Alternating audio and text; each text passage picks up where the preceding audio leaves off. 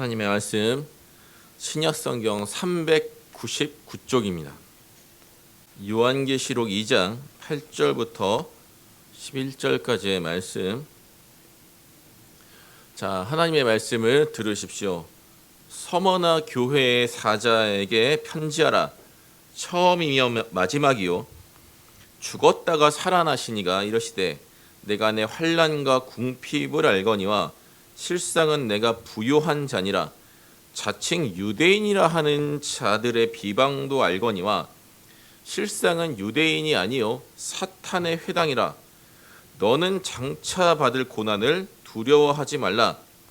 볼지어다 마귀가 장차 너희 가운데서 몇 사람을 옥에 던져 시험을 받게 하리니 너희가 10일 동안 환난을 받으리라. 내가 죽도록 충성하라. 그리하면 내가 생명의 관을 내게 주리라.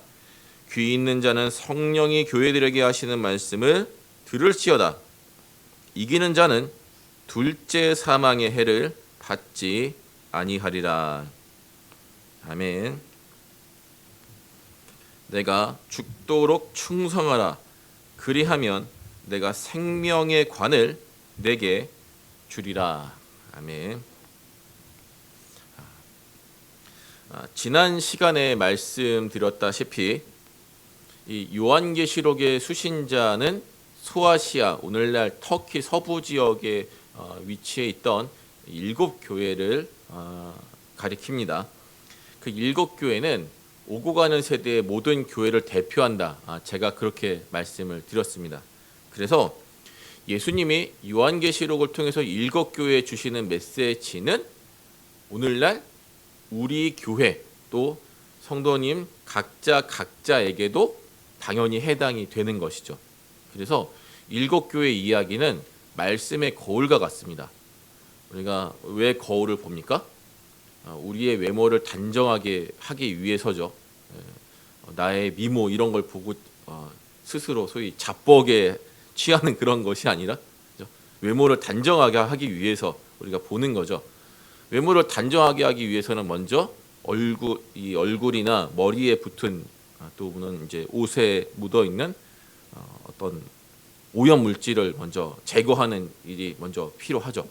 그래서 우리가 말씀의 거울로 우리 자신을 비춰본다고 하는 것은 우리 영혼, 우리 삶, 우리 교회에 끼어 있는 더러운 죄의 오물들을 먼저 제거하는 작업들이 선행되는 것입니다.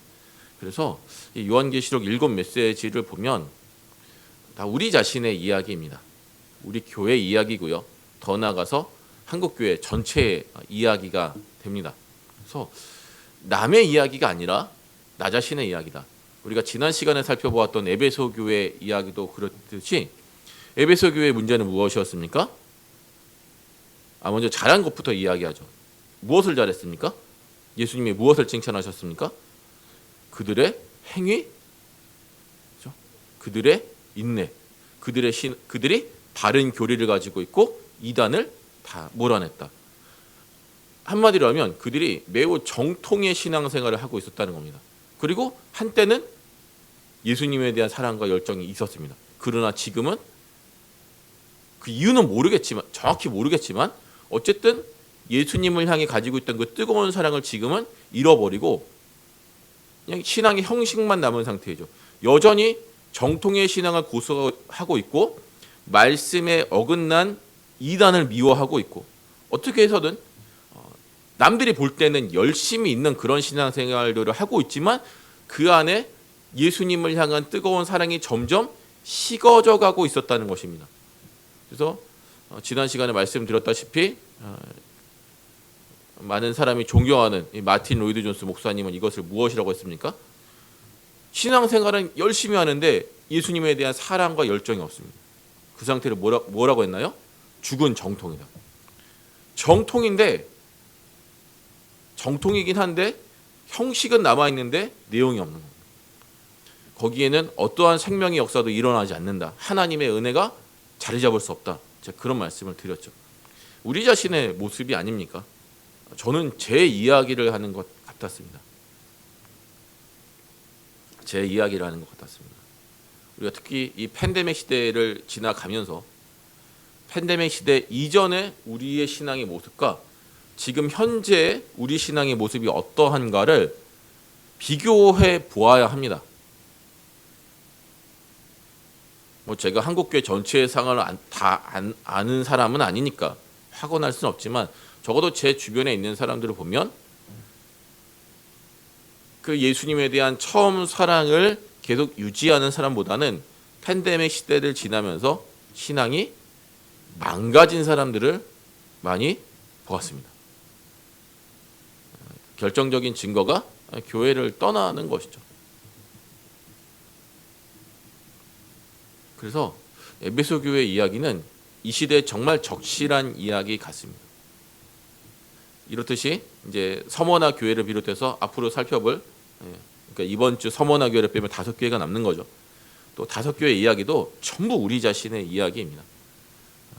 우리가 팬데믹 시대든 그렇지 않은 시대를 뭐 살든지 간에 모두 우리를 향한 이야기니까 잘 들으시고 점검하셔서 예수님이 에베소 교회에서 말씀하신 대로 내가 어디에서 떨어졌는지, 즉 그 예수님을 향한 사랑이 어디에서부터 상실했는지를 진지하게 생각해보고 그때부터 그 지점부터 회개를 해야 합니다.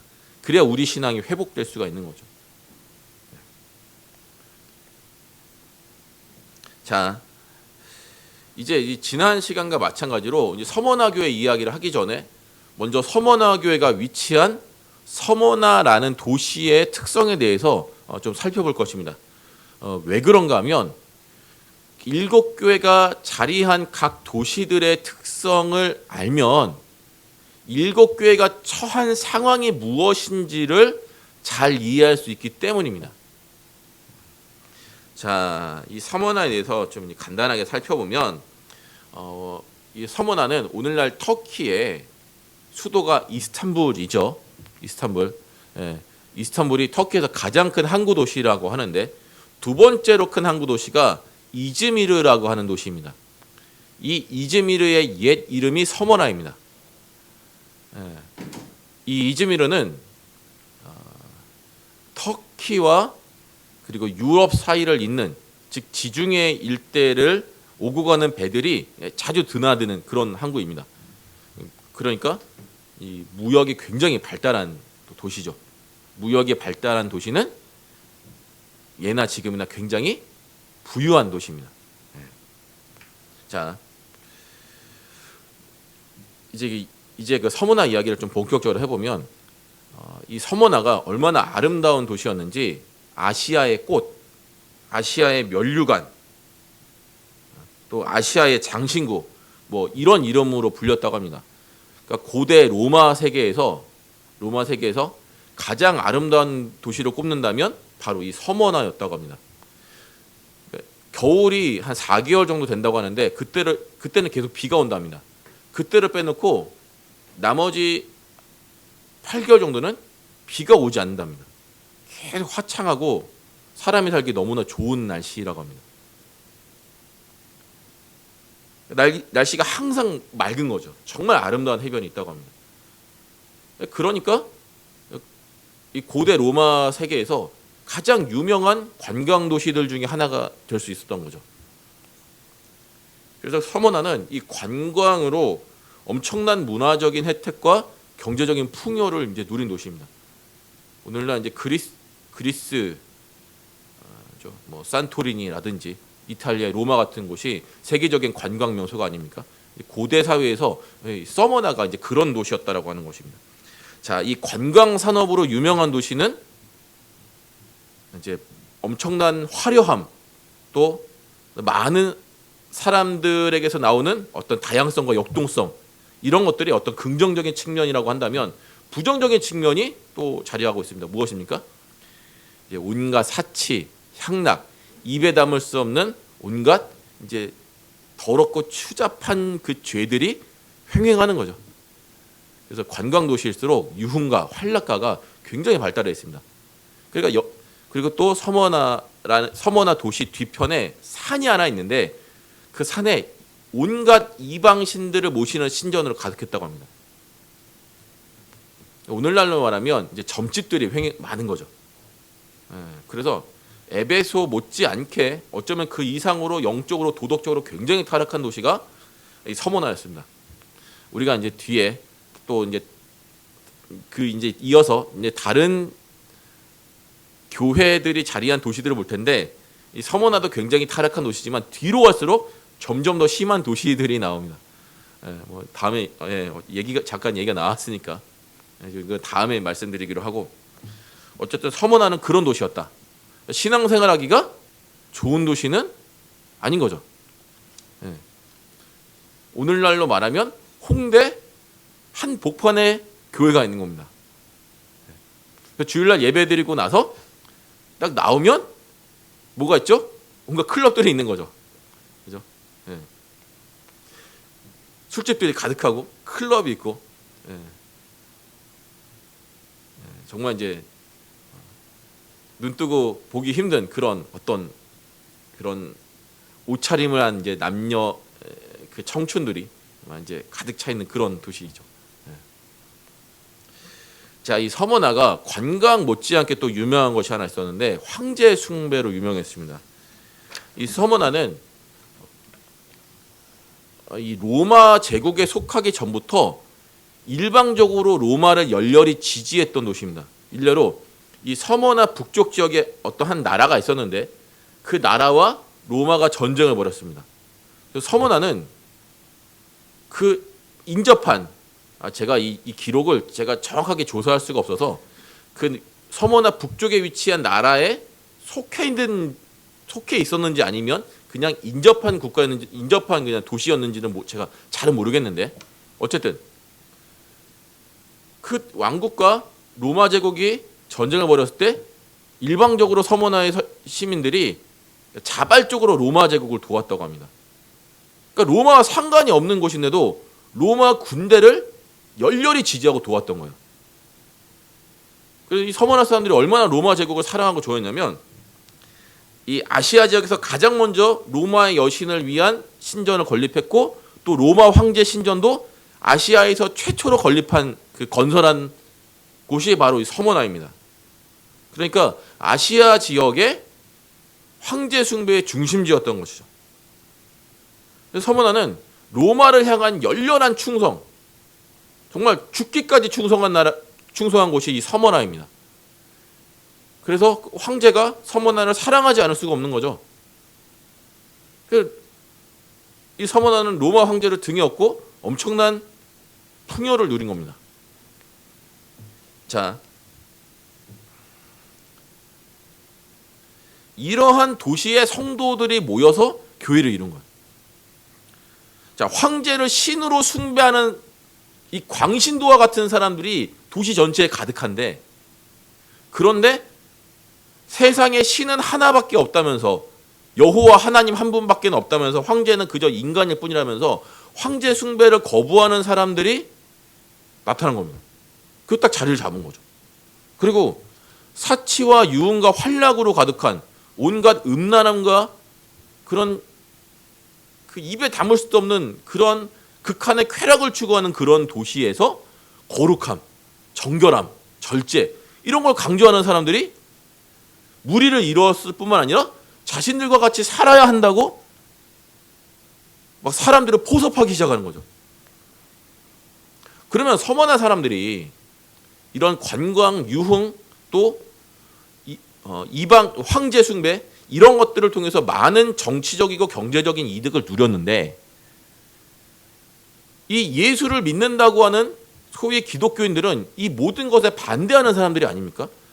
그리고 이 사람들이 점점 더 자기 세력을 확장하려고 하는 거예요. 그러면 서머나 사람들이 보기에 기독교인들은 소위 말해서 자신들의 밥줄을 끊으려고 하는 이 서머나의 정치적이고 경제적으로 엄청난 타격을 주려고 하는 백해무익한 존재밖에 안 되는 거죠. 이런 겁니다. 여러분들 라스베가스 아시죠?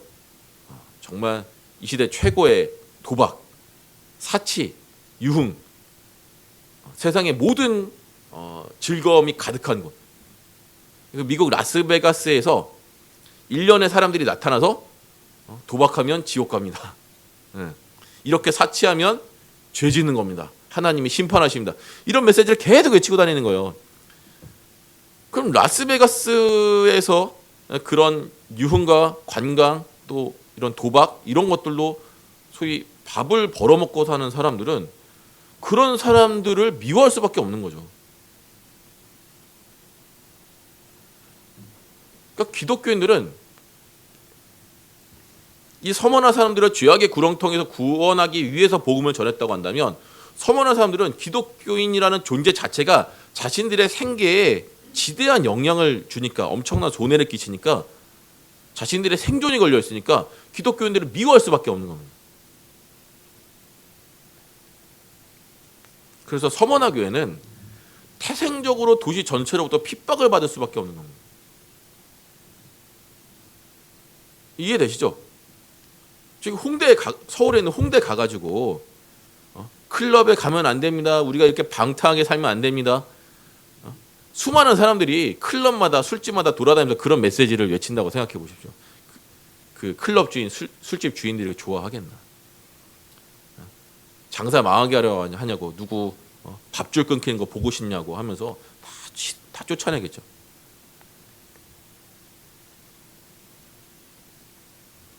자, 이런 서머나 교회를 향해서 예수님이 자신을 이렇게 소개하십니다. 나는 처음이자 마지막이요 죽었다가 살아난 이다. 왜 그렇게 자기 소개를 하실까요?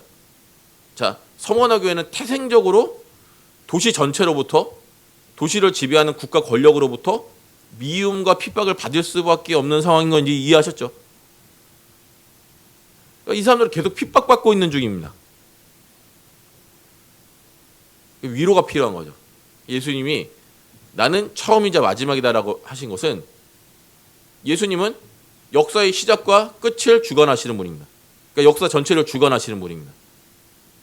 그러니까 지금 서머나 교회에서 일어나는 모든 핍박도 다 예수님의 철저한 통제 아래 있는 거죠. 안심해라.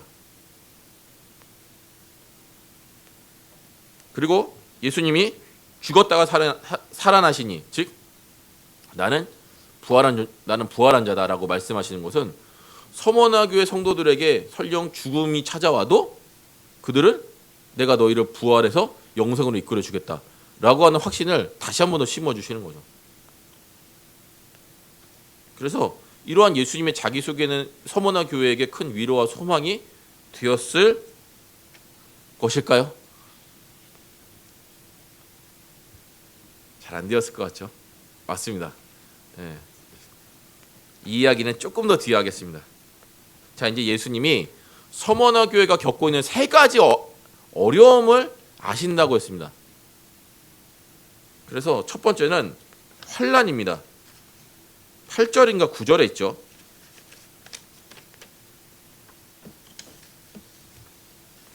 갑자기 어디인가 모르겠네요. 몇 절입니까? 환난. 예? 9절이죠. 예. 환난. 자, 앞에서 이제 계속 설명드렸다시피 서머나는 황제 숭배로 굉장히 유명한 도시였습니다. 그것도 자발적으로 열렬히 황제를 숭배하는 자들이 가득한 곳이었죠. 그래서 이 황제 숭배를 거부한 사람들은요, 소위 서머나에서 살아남을 수가 없는 겁니다. 사회적으로 경제적으로 엄청난 불이익을 겪었고, 그리고 상거래에서 아예 배제가 되는 경우도 많았다고 합니다. 특히나 이 요한계시록에 쓰여진 도미티아누스 황제, 이 도미티아누스 황제 시절에는 이 국가적으로 제국적인 차원에서 황제 숭배를 강요하던 이제 그런 시기였습니다.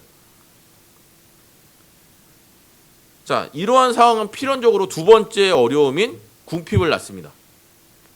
자, 서머나는 앞서 말씀드렸다시피 관광으로 그리고 또 로마의 등을 업어서 엄청난 경제적인 이익을 누린 노릇이었습니다. 그러니까 오늘날로 말하면 많은 부자들이 살고 있는 중동의 국가들, 이제 그런 곳이라고 생각하시면 되겠습니다.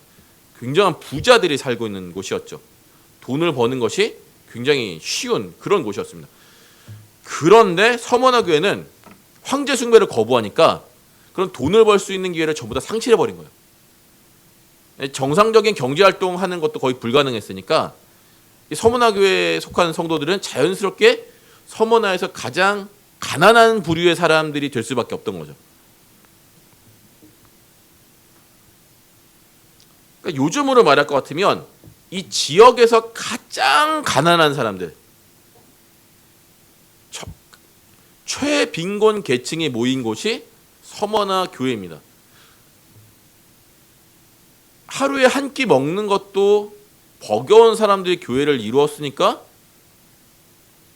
그런 교회가 무슨 힘이 있겠습니까? 무슨 재력이 있겠습니까? 아무것도 없는 거죠. 오늘날로 말하면 미자리 교회인 거죠. 개척교회고 상가교회, 외부의 도움이 없이는 생존할 수 없는 그런 교회인 겁니다. 하지만 예수님은 이 서머나 교회를 향해서 이 소위 지지리도 가난한 이 서머나 교회를 향해서 실상은 네가 진짜 부자 교회다, 네가 부유하다 이렇게 말씀하셨습니다. 자, 우리가 여기서 좀 오해하는 지점들이 있습니다. 자, 이 서머나 교회를 향한 예수님의 말씀이 인간적인 위로나 격려의 말이다라고 생각하는 경향이 좀 있는 것 같습니다. 자, 서머나 교회 다시 말씀드렸다시피 최빈곤 계층들이 모여서 이룬 교회입니다. 너무너무 가난한 교회입니다. 성도들이 자신의 생계를 유지하는 것도 너무 버거워하는 이제 그런 사람들의 모인 교회라고 하는 것입니다. 그런데 왜 예수님은 그런 교회를 보고 부유하다고 하는 것이죠?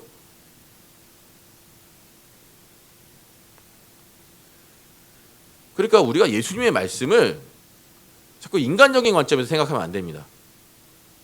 무슨 말이냐면 예수님은 이 듣는 사람의 기분을 생각하거나 고려해서 듣는 사람의 기분을 배려해서 소위 입에 발린 말을 하시는 분이 아닙니다.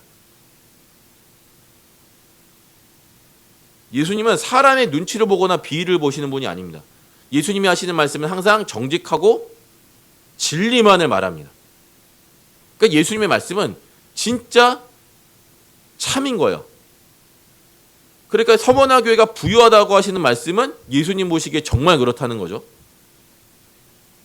그러면 이 예수님의 말씀에 따르면 이 개척교회 미자리 교회라고 할지라도 정말 부유한 교회가 있고 수천억짜리 건물을 가진 또 수만 명이 모이는 초대형 교회라고 할지라도 예수님 보실 때 지지리도 가난한 정말 아무것도 없는 그런 교회가 있을 수 있다는 거죠. 그러면 이 예수님이 말씀하시는 부유함이 돈, 명성, 세력, 규모가 포함되지 않는 것은 우리가 너무나도 잘 알 수 있는 겁니다. 그럼 예수님이 말씀하시는 부유함은 무엇일까요? 당연히 이 땅의 것으로 표현할 수 없는 것들입니다. 하늘의 것이죠. 무엇입니까? 믿음, 소망, 사랑, 인내 이런 것들이 아닙니까? 복음에 대한 열정 이런 것들이 아니겠습니까?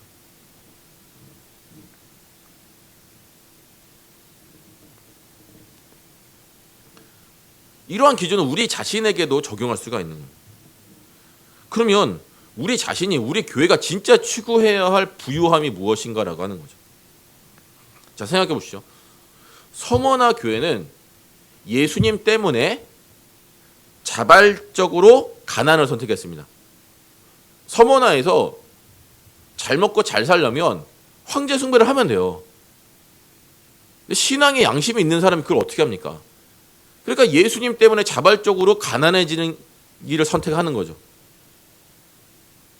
또 서머나에서 황제 숭배를 안 하면 소위 사람 취급을 못 받는 이제 그런 도시인데 이 서머나 교회 사람들은 예수님을 사랑하기 때문에 자발적으로 이 서머나 사회의 비주류가 되는 길을 선택한 겁니다. 이들은 예수님을 진정으로 따르기 때문에 자발적으로 사회적인 배척과 핍박을 받는 것을 선택한 겁니다. 그러니까 지금 예수님 때문에 어려움을 서머나 교회가 겪고 있잖아요. 손해를 겪고 있습니다. 그런데 그렇게 되면 될수록 역설적으로 예수님 보실 때 서머나 교회는 부자가 되고 있는 거예요. 부유해지고 있는 거죠. 풍요로워지고 있는 겁니다. 그래서 우리가 교회를 보는 기준, 그리고 예수님의 교회를 보시는 기준, 이것이 멀면 멀수록 우리 자신은, 또 우리 교회는 세상적으로는 인정받고 칭송받을지 몰라도 예수님으로부터는 저주와 책망을 받는 교회가 될 것이고, 이 두 기준이 가까워지면 가까워질수록 우리 자신의 삶은 비록 좀 어려워질지는 몰라도 다 어려워지는 건 아니에요. 예수님을 잘 따르는 모든 사람들이 항상 어렵게 힘들게 사는 것은 아닙니다. 그런 서머나 교회 사람들은 그런 상황이 있었다는 거죠. 어쨌든 우리의 기준과 예수님의 기준이 비슷해질수록, 가까워질수록 우리가 좀 어렵게 살게 된다 할지라도 우리는 장차 하늘에서 받을 영광과 상급이 말할 수 없이 이제 늘어나고 있는 거죠. 자, 세 번째 어려움은 유대인들의 비방입니다. 로마가 정복한 나라 중에 반란과 폭동이 가장 많이 일어난 곳이 바로 이스라엘입니다. 그 이유는 유대인들이 가진 이 열렬한 종교적인 이 열정 때문입니다.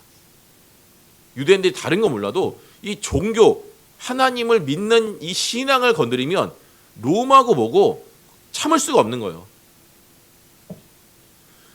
로마는 자신들의 무력으로 세계를 정복하고, 그래서 평화를 이 무력으로 이루었다라고는 자부심을 가진 나라였는데, 유독 이스라엘에서만 계속해서 폭동이 일어나니까 이 폭동이 일어나는 걸 정말 싫어했습니다. 여담이지만 본디오 빌라도가 예수님을 십자가에 내어준 이유가, 근본적인 이유가 무엇이냐 하면, 이 유대인 종교 지도자들의 요구대로 예수님을 십자가에 못 박지 않으면 또 폭동이 일어날 것 같았거든요. 그런데 그때 본디오 빌라도가 어떠한 정치적인 압박을 받고 있었냐면, 한 번만 더 네가 다스리고 있는 유대 지역에 폭동이 일어나면 너 가만두지 않겠다, 너 죽이겠다, 이제 그런 압박을 본디오 빌라도가 받고 있었습니다. 그러니까 본디오 빌라도가 볼 때 예수님은 죄가 없는데도 그냥 자기 생명을 보존하려고 예수님을 십자가에 내어준 거예요. 그러니까 그 정도로 폭동이 수시로 일어나는 지역이었습니다. 그러니까 로마가 이걸 굉장히 싫어했습니다. 그래서 로마 정부가 생각을 한 겁니다. 아, 유대인들의 신앙은 절대 건드리면 안 된다. 인정해주자. 근데 유대인들은 유일신을 믿지 않습니까? 세상의 신은 여호와 하나님 한 분밖에 없다. 근데 무슨 로마 황제가 신이냐? 로마가 이걸 꺾을 수가 없는 거예요. 그러니까 유대인들은 황제 숭배 안 해도 된다. 정말 특별한 그런 대우를 유대인들에게 해줬습니다. 자, 그래서 유대인들은 황제 숭배를 하지 않는 대신 이렇게 우리를 특별하게 대우해준 황제를 존중하는 차원에서 제물은 드리자. 뭐 이제 이런 식의 이제 어떤 타협을 했던 것 같습니다. 자, 이러한 시대적인 배경에서 이제 기독교가 탄생을 한 것이죠. 로마 정부가 보기에 기독교는 유대교에 속한 자들이지 유대교와 다른 별개의 종교가 아닌 것이었습니다. 그런데 네로 황제가 지금 이 시간에 다 설명드릴 수 없지만 어떤 일로 이제 기독교인들을 굉장히 핍박했습니다. 그 이후로 로마 정부는 기독교와 유대교가 아주 다른 종교다라는 결론을 내리고 기독교인들에게 황제 숭배 면책 특권을 박탈해 버립니다. 유대인들은 안 해도 되는데 기독교인들은 해야 되는 거예요. 황제 숭배를 안 하면 제국의 적인 거죠. 자, 또 한편으로 이제 유대인들의 이제 비방, 우리가 이걸 살펴보고 있는 거죠. 유대인들은 원래 처음부터 기독교를 공격하지 않았습니까? 이단이다, 신성모독자다. 자, 그런데 시간이 지나면서 유대교 안에 있던 많은 유대인이 회심하고 기독교로 들어옵니다. 그리고 정말 많은 이방인들도 기독교를 믿게 됩니다. 그러니까 유대교를 믿는 유대인들이 질투를 하는 거예요. 분노하는 거죠. 어째 저 사악한 이단 종교에 들어갈 수가 있단 말인가. 그러니까 이제 유대인들이 이 기독교인들을 비방하기 시작합니다. 법적으로 고소하기 시작하는 겁니다. 그 내용이 무엇이냐? 세 가지 정도가 있는데, 첫 번째는 기독교는 유대교가 아닙니다. 이런 식으로 이야기하는 거예요. 사실 초기의 기독교인들은 자신들이 유대교와 뭔가 다른 종교를 갖고 있다라는 생각을 하지 않았습니다. 근데 유대인들은 그런 식으로 자꾸 기독교인들과 자신을 분리하기 시작하는 거죠. 두 번째, 이 기독교인들은 로마의 질서와 평화를 깨트리는 자들입니다. 로마 제국이 가장 싫어하는 게 로마가 이 무력으로 이런 평화를 깨트리는 이 질서를 어지럽히는 일이었는데 바로 그걸 하는 악한 자들입니다. 이렇게 비방을 하는 거죠. 또 세 번째, 이들은 황제 숭배를 거부하는 자들입니다. 이런 식으로 계속 비방을 하고 법적으로 고소를 하는 겁니다. 그러니까 로마 제국 입장에서는 도저히 이 기독교인들을 용서할 수가 없는 거죠.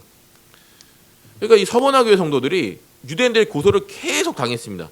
그래서 감옥에 끌려가고 집과 재산을 몰수당하고 정상적인 경제활동도 못하고 나중에 서머나교회 담임 목사인 폴리캅이라고 하는 사람은 화형까지 당했습니다.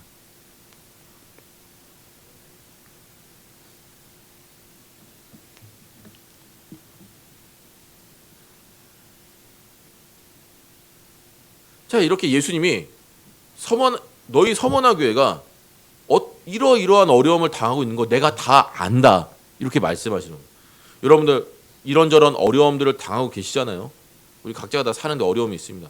근데 예수님이 나타나셔서 여러분들이 겪고 있는 어려움을 일일이 아주 자세하게 이야기하시면서 내가 너의 아픔을 다 알고 있다라고 하시면 정말 큰 위로가 되지 않을까요?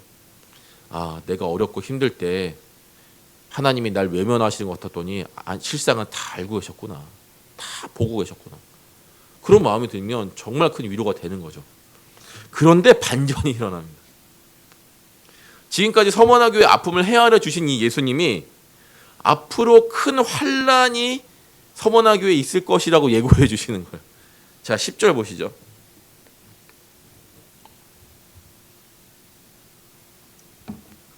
자, 10절 한번 제가 읽겠습니다. 너는 장차 받을 고난을 두려워하지 말라. 볼지어다 마귀가 장차 너희 가운데 몇 사람을 옥에 던져 시험을 받게 하리니 너희가 10일 동안 환난을 받으리라. 내가 죽도록 충성하라. 그리하면 내가 생명의 관을 내게 주리라. 자, 마귀가 유대인들과 로마 관리들을 이용해서 서머나 교회를 핍박할 겁니다. 그 중에 성도 중에 몇 사람을 감옥에 넣을 겁니다.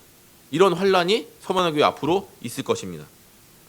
자, 그리고 10일 동안 환란을 받는다 했는데 이 10일 동안 환란을 받는다는 것은 다니엘서 2장에서 비롯된 표현입니다. 그래서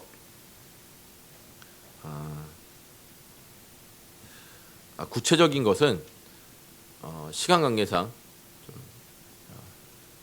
제가 단톡방에 나누든가 그렇게 하기로 하고 어쨌든 이 10일이라고 하는 기간은 이런 겁니다. 우리가 이런저런 종류의 괴로움들을 겪으면 살아가는데 어떤 종류의 괴로움은 단 1초도 버틸 수 없습니다. 예를 들어 불에 탄다. 불에 데웠습니다. 1초도 못 견디죠. 그런데 그런 종류의 극단적인 고통이 아니라고 한다면 웬만한 괴로움들은 며칠 정도는 이 악물고 버틸 수는 있을 겁니다. 의지가 굳은 사람이라면 좀 더 버틸 수 있겠죠. 한 열흘 정도는 웬만하면 다 버틸 수 있지 않을까요? 정말 힘든 일이라도. 그래서 이 다니엘서를 보면 열흘은 그게 긴 기간이 아닙니다. 짧은 기간인데 그 시간에 아주 가혹한 고난이 다가오는 그런 기간을 뜻합니다. 하지만 인내하면 이겨낼 수 있는 기간입니다. 다시요. 그래서 열흘은 제한된 기간 동안에 가혹한 시련이 오지만 인내하면 누구든지 이겨낼 수 있는 기간. 이게 다니엘서가 말하는 열흘 동안 고통받는다는 말의 의미입니다. 이걸 계시록에서 그대로 차용을 한 것이죠. 어쨌든 서머나 교회는 믿음의 진정성을 지금까지도 시험받았지만 앞으로 더 강력하게 시험을 받을 겁니다. 자, 그러면 이런 의문을 우리가 가질 수가 있는 거죠. 지금까지 서머나 교회가 많은 시련과 어려움을 겪었습니다. 그러면 이제 예수님이 나타나셨으면 위로와 기쁨을 좀 주셔야 되는 게 아닙니까? 고생했다. 이제 좀 편히 쉬어라. 그 장차 다가올 핍박도 얼마든지 무마해 주실 수 있지 않습니까? 근데 예수님은 어떤 이유가 있어서 서머나 교회에게 더 큰 고난을 지금 허락해 주시냐 이 말입니다. 자, 몇 가지 이유가 있습니다. 그런데 본문을 통해서 미뤄볼 수 있는 하나의 이유가 있습니다. 그것은 서머나 교회가 예수님 때문에 핍박을 받았습니다. 예수님 따르기 때문에 받지 않아도 될 핍박, 겪지 않아도 될 손해를 겪었습니다. 그런데 그렇게 서머나 교회 예수님 때문에 손해를 보고 낮아지고 고통을 받고 어려움에 처하게 될수록 예수님이 보실 때는 서머나 교회가 어떻게 되는 거죠? 부요해지는 거죠. 인간적으로는 망해가는데 영적으로 볼 때는 부자가 되고 있는 겁니다. 그러니까 예수님이 서머나 교회에게 더 큰 고난을 허락해 주시는 거죠. 더 영적으로 부자가 되라고. 이 지점에서 아멘이 쉽게 안 나오죠. 그렇죠? 자, 서머나는 로마 황제에게 충성했습니다. 그 결과 그들은 황제의 호의를 얻어서 엄청난 부요함과 영광과 기쁨을 누렸습니다. 이에 반대하는 서머나 교회는 로마 황제가 아니라 우주의 황제이신 예수님에게 충성했습니다. 그리고 그 결과 이들은 예수님의 호의를 얻어서 엄청난 가난과 모욕과 괴로움과 슬픔을 겪었습니다. 자, 황제의 호의를 얻으면 행복해지는 게 정상이 아닙니까? 부자가 돼야 정상이잖아요. 그런데 온 우주의 황제이신 예수님의 호의를 얻으면 가난해지고 낮아지고 슬퍼지고 망합니다. 정말 모순된 말이죠. 인간 왕에게 잘 보이면 인생이 잘 되고 복받고 행복해지는데 세상의 진정한 왕이신 우주의 왕이신 예수님의 호의를 얻으면 인생이 피곤해지고 괴로워지는 거예요. 그럼 예수님이 당신을 사랑하는 사람들을 괴롭히시는 분이냐? 자, 그게 아닙니다. 자, 여러분이 황제라고 한번 가정해 보십시오. 근데 누군가가 여러분들에게 정말 죽도록 충성합니다. 그 사람이 얼마나 예쁠까요? 그러면 여러분이 황제라면 자신에게 그렇게 충성하는 사람을 외면할 수가 있습니까? 아니죠. 뭐라도 해주고 싶죠. 그럼 황제가 해줄 수 있는 게 무엇입니까? 돈, 명예, 권력 이런 것들을 주는 거죠.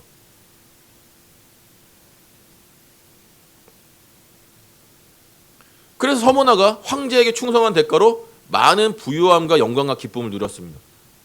근데 예수님은 왜 그보다 로마 황제보다 더한 권력과 재물과 이런 것들을 가지고 계시는데 왜 그런 것들을 안 주시고 오히려 세상에서 괴롭게 하시냐? 예수님 보실 때 자신에게 죽도록 충성한 서머나 교회에게 이 땅에서의 재물, 이 땅에서의 영광, 이 땅에서의 기쁨을 주시려고 생각해 보니까 이런 것들로는 서머나 교회 충성을 다 헤아려 줄 수가 없는 거예요. 자신을 향한 서머나 교회의 충성이 온 세상에 가득한 보화보다 더 크다고 보신 거죠.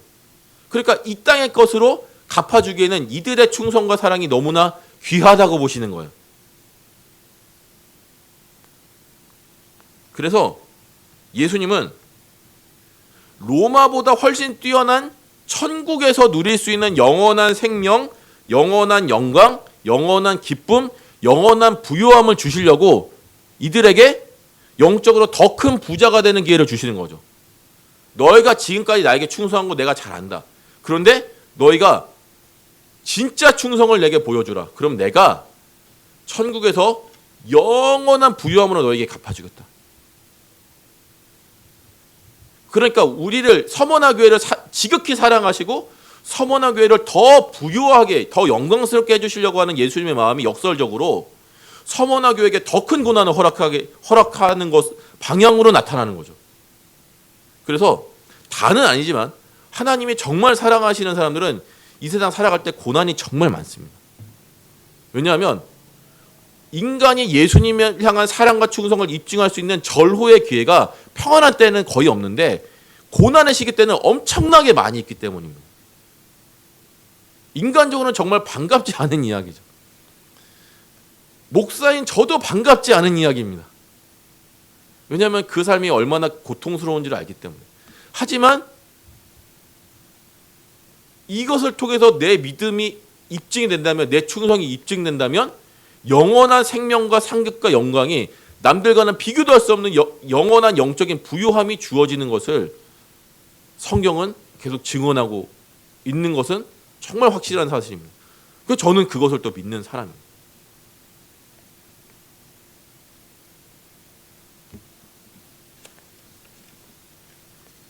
마지막으로 예수님이 이렇게 말씀하십니다. 11절. 귀 있는 자는 성령이 교회들에게 하시는 말씀을 들을지어다. 이기는 자는 둘째 사망의 해를 받지 아니하리라. 자, 이는 예수님께서 서머나 교회를 통해서 오고 가는 세대의 모든 교회 성도들에게 하시는 말씀입니다. 자, 예수님은 이기라고 말씀하셨어요. 누굴 이기란 말입니까? 앞에서 서머나 교회 이야기를 했잖아요. 그러니까 이기라고 하는 말은 이 서머나 교회 이야기에 비춰봐야 합니다. 예수님이 서머나 교회에게 죽기까지 충성해라. 서머나 사람들이 로마 황제에게 죽기까지 충성했듯이 너희는 우주의 황제인 내게 죽기까지 충성해라. 이렇게 말씀하시지 않았습니까? 그러니까 이긴다라고 하는 말은 서머나 교회 성도들처럼 죽기까지 충성하라는 뜻입니다. 인생 끝까지 신실하게 믿음을 지키라는 뜻입니다. 이렇게 이긴 자들은 둘째 사망의 해를 받지 않는다고 말씀하시는데, 이 말은 결론적으로 말씀드리면 우리가 새하늘과 새 땅에서 누릴 영생을 의미하는 겁니다. 영원한 사망의 형벌에서 면제돼서 영원한 생명을 누리며 산다는 것이죠. 이 결론입니다. 여러분은 누구에게 죽도록 충성하고 계십니까? 이 시대에는 우리에게 충성을 요구하는 로마 황제가 존재하지 않습니다. 그러나 로마 황제를 대신하는 새로운 황제들이 많이 있습니다. 그 황제들의 이름은 무엇입니까? 돈이고 명예고 출세고 성공이고 야망이고 권력이고 쾌락입니다. 서머나 사람들이 로마 황제에게 충성한 대가로 엄청난 부와 명예와 영광을 누렸듯이 이 시대에는 돈과 명예와 성공과 쾌락에 충성하면, 다는 아니지만 그렇게 충성하면 그 충성한 만큼 큰 부와 영광과 기쁨을 누리고 살아갈 수도 있는 세상입니다. 하지만 우주의 황제이신 예수님은 자신에게만 충성하라고 말씀하십니다. 그 결과로 세상에서 많은 어려움과 핍박을 받을 수 있겠지만 대신에 영원한 생명과 영광과 기쁨을 누리게 된다라고 말씀하십니다. 여러분들은 어떤 황제를 선택하시냐 이거예요.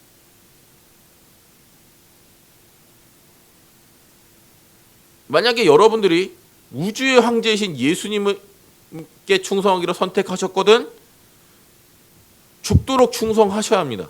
그게 예수님이 성도들에게 요구하시는 충성의 기준입니다. 많은 이들이 신앙생활을 대충합니다. 충성해야 되는데 대충합니다. 신앙생활을 대충한다는 것은 적당히 충성한다는 거죠.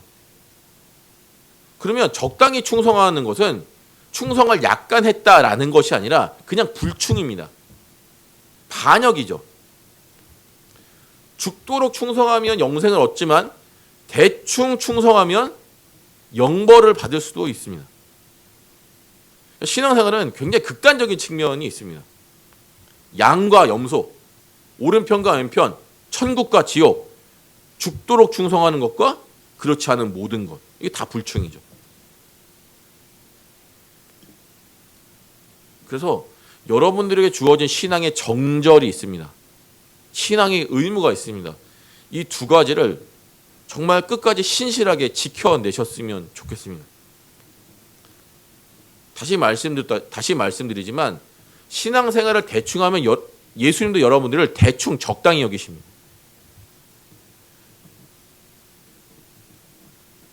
하지 않느니 못하는 결과가 나올 수도 있는 거죠.